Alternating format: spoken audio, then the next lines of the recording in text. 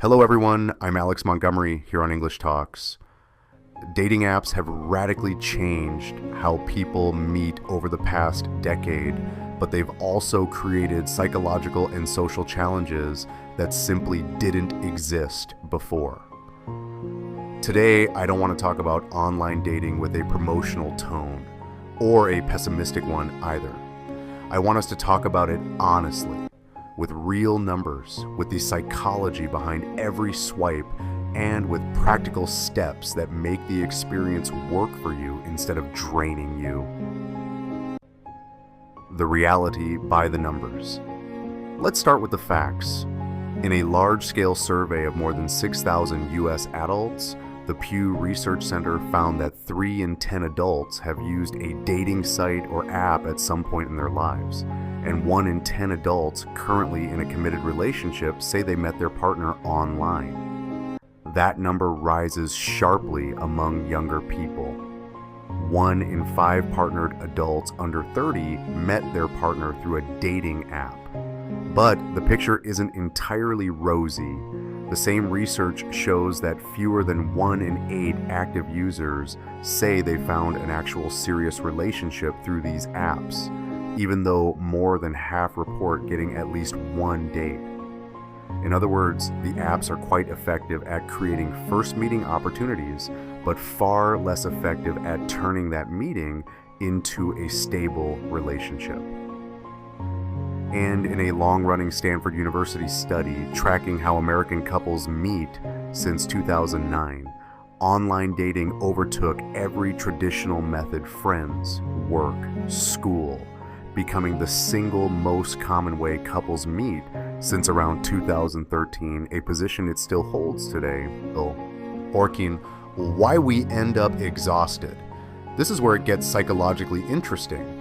Psychologist Barry Schwartz coined a simple but profound idea in his well-known book, The Paradox of Choice. When we're handed unlimited options, we don't become more satisfied, we become less able to commit and more doubtful of our own decisions. That's exactly what happens on dating apps. Every swipe promises a better possibility, so even promising conversations start to feel disposable because there's always someone else just one swipe away. The other factor is how fast we judge. The human brain is prone to what's called the halo effect. A good photo makes us automatically assume the person is smart, kind, and fun, while a weak photo does the opposite. Research in social psychology, including work by Eastwick and Finkel, published in the Journal of Personality and Social Psychology, has shown that what people say they want, someone smart and funny, often doesn't match what they actually choose. We're drawn in visually first, then rationalize the attraction with other traits afterward. That's why profiles start to feel like products to compare and discard rather than real people. The result is what researchers call swipe fatigue, a state of emotional exhaustion from evaluating dozens or hundreds of profiles paired with a constant nagging doubt. What if the next person is better?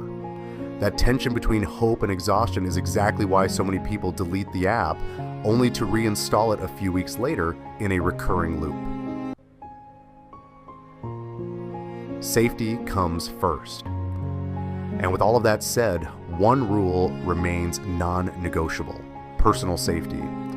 Before any conversation about chemistry or compatibility, always make sure the first meeting happens in a public place.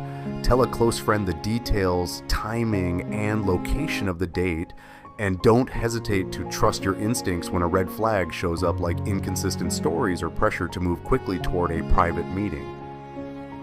This isn't an exaggeration. Pew's own surveys show that safety and harassment concerns remain among the top issues dating app users report for both men and women. Safety is also about honesty with yourself. Make your profile a genuine reflection of who you are, not a polished, idealized version, because relationships built on a false first impression tend to collapse once you actually meet. And once you sense real interest in someone, don't drag out the text chat phase longer than necessary.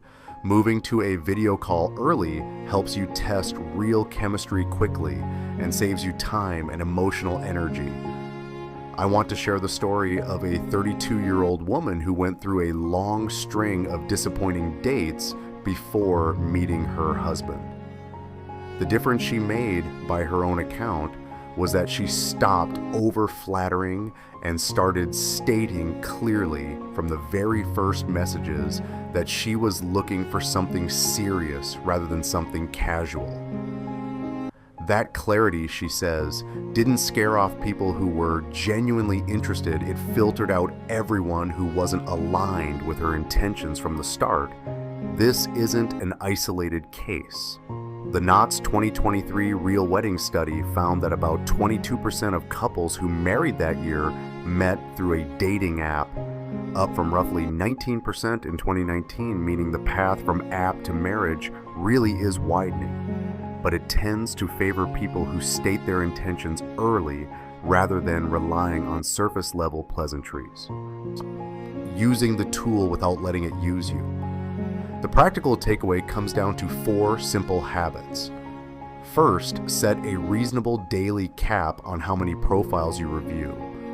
Behavioral research suggests decision quality drops once you're evaluating more than about 7 to 10 options in a single sitting, so stopping early beats endless random scrolling. Second, read the bio before judging from the photo alone to reduce the pull of fast visual bias. Third, take breaks from the apps whenever you feel emotionally drained. A temporary pause isn't failure, it's a necessary reset.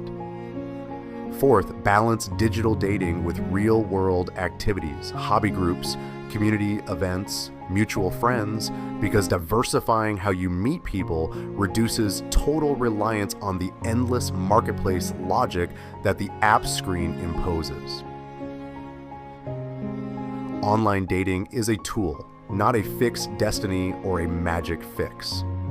It works best when we use it deliberately, with realistic expectations, clear boundaries that protect our emotional energy and personal safety, and a genuine focus on shared values rather than first impressions alone.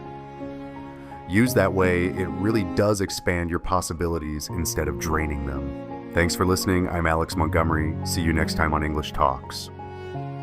If this video inspired you, don't forget to subscribe, like, and share it with someone who needs to hear this.